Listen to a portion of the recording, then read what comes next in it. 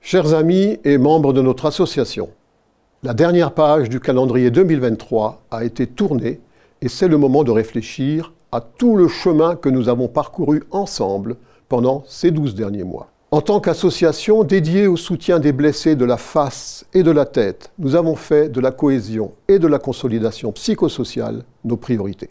Les progrès que nous avons réalisés en 2023 en sont le témoignage le plus concret, comme le plus satisfaisant au vu de notre vocation et de nos objectifs. La cohésion est la force qui nous unit. Elle nous permet de surmonter les épreuves et de célébrer nos succès. Nous avons une communauté solide, une famille qui se soutient mutuellement à travers les hauts et les bas de la vie. Cette solidarité nous donne la force de relever les défis qui se présentent à nous.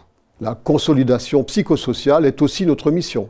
Nous avons travaillé pour offrir un soutien holistique à nos membres en veillant à ce que chacun puisse reconstruire sa vie après une blessure.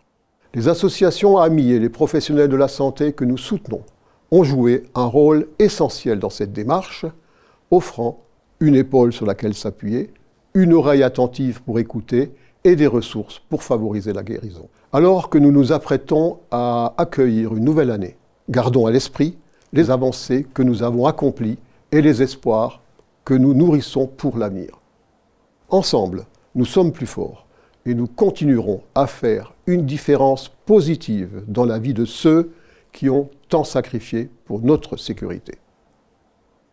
Je tiens à remercier chaleureusement tous nos membres, nos bénévoles, nos partenaires pour leur soutien.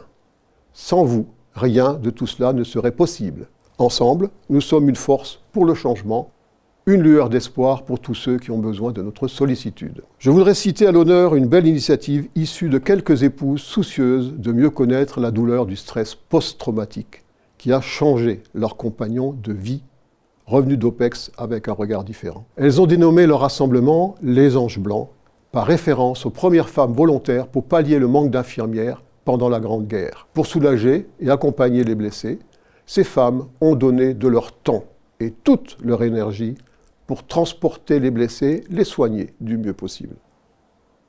Elles ont fait face aux atrocités de la guerre, aux corps mutilés des soldats et pour la plupart ont côtoyé l'ennemi de plus près. Les poilus les ont affectueusement surnommés les Anges Blancs en référence à leur coiffure blanche. Elles forment la 4e armée sous la plume du poète Émile Bergerat dans l'édition du Figaro du 29 décembre 1915.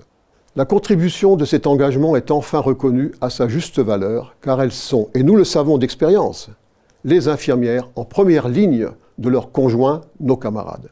Aujourd'hui, ces épouses s'interrogent. Quelle préparation avons-nous reçue? Quelle aide recevons-nous? Elles cherchent à savoir, comprendre, échanger pour lutter contre le stress, l'attente, l'incertitude, l'incompréhension, la tristesse, la lassitude, l'abandon parfois. Elles veulent apprendre à ressentir tout cela et en même temps continuer à travailler, s'occuper d'enfants, gérer un déménagement, une naissance, un retour de mission, des problèmes familiaux, un décès, un exploit qui n'attend aucune médaille, aucune citation. Elles doivent affronter la blessure invisible. Je parle bien de celle que nul ne peut voir, celle que l'on oublie nous-mêmes, mais qui est pourtant là, bien ancrée, celle qui remplit notre vase de l'inconscient pour un jour le faire déborder. Nous avons travaillé ensemble sur divers projets et initiatives qui ont eu un impact positif sur notre communauté, tout d'abord bien entendu, mais également bien au-delà. Que ce soit par le biais de nos actions caritatives, de nos événements culturels ou de nos efforts pour promouvoir notre mission, nous avons démontré la force morale de notre union. Cette force morale est avant toute chose le fruit de notre formation, de notre éducation militaire, une éducation à la responsabilité autant qu'à la confiance. Elle ne sera jamais un acquis, elle est une dynamique, un chemin. En fait, elle est consubstantielle aux liens forts que nous entretenons avec nos blessés et leurs familles, ainsi qu'avec les familles endeuillées. L'UBFT participe et soutient tous les efforts consentis ces dernières années pour assurer la prise en charge des blessés, dans leur chair comme dans leur âme, comme la prise en charge des familles, et chacun de vous le sait. Nous savons qu'il reste encore du chemin à parcourir, comme nous savons également qu'il existe encore des processus administratifs inadaptés, mal coordonnés ou mal accompagnés qui peuvent générer de la souffrance. Nous ne pouvons pas l'accepter, car nous estimons que pour un blessé, du fait de son engagement au service du pays, il devrait y avoir une présomption de bonne foi et il faut arriver à alléger la charge de la preuve qui pèse sur notre camarade. La prévalence des intérêts financiers de l'État ne doit pas prévaloir sur le juste droit à réparation du blessé, qui mérite toute notre empathie. L'UBFT est particulièrement vigilante sur ces points et les nombreux échanges avec Mme Patricia Miralles, notre secrétaire d'État aux combattants et victimes de guerre, sont prometteurs autant que révélateurs d'un souci que j'ai de bonnes raisons de croire partagé. Avec le général Paul Dodane, président de la commission de l'aide juridique et sa dynamique, petite mais efficace équipe, je reste attentif à la réparation des blessés. Pension, réparation complémentaire, fonds de prévoyance, assurance, ainsi qu'à l'avancée des nouveaux travaux, qu'il s'agisse de la simplification des procédures administratives ou encore de l'adaptation des mesures de reconnaissance, de réparation et d'accompagnement des familles.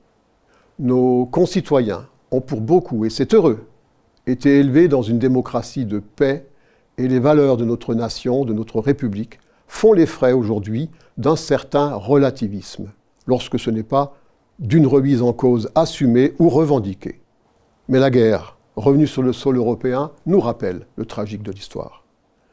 Il est urgent de redécouvrir que les forces morales de notre nation doivent impérativement être cultivées, faute de quoi l'avenir de la France serait on ne peut plus compromis en tant que collectivité indépendante et souveraine. Nos mouvements associatifs, passeurs de mémoire, détiennent une place singulière autant qu'irremplaçable, ainsi qu'un rôle essentiel à jouer pour la formation de la jeunesse, enjeu essentiel pour l'avenir de la nation. Il ne s'agit pas, bien sûr, de militariser la jeunesse, ça n'aurait pas de sens. Mais nous pouvons imaginer nous engager davantage dans les actions conduites par le ministère pour et avec la jeunesse. Je pense en particulier au grand projet de service national universel dont l'expérimentation fonctionne déjà de manière satisfaisante. Cette initiative forte nourrit ainsi la phase d'engagement du service national universel qui doit consolider notre résilience et notre esprit de cohésion nationale.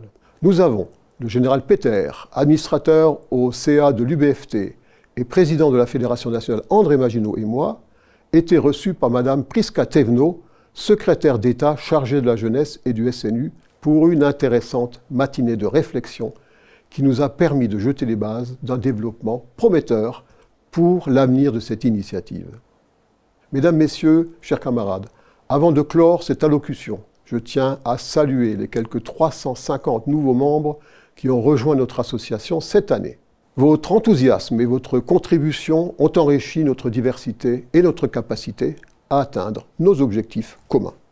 Alors que nous entrons dans la nouvelle année, je vous encourage tous à réfléchir à nos réussites passées et à envisager les opportunités futures. Ensemble, nous avons le pouvoir de réaliser encore plus en 2024. Que cette nouvelle année soit remplie de succès, de santé et de bonheur pour vous tous, ainsi que pour vos familles.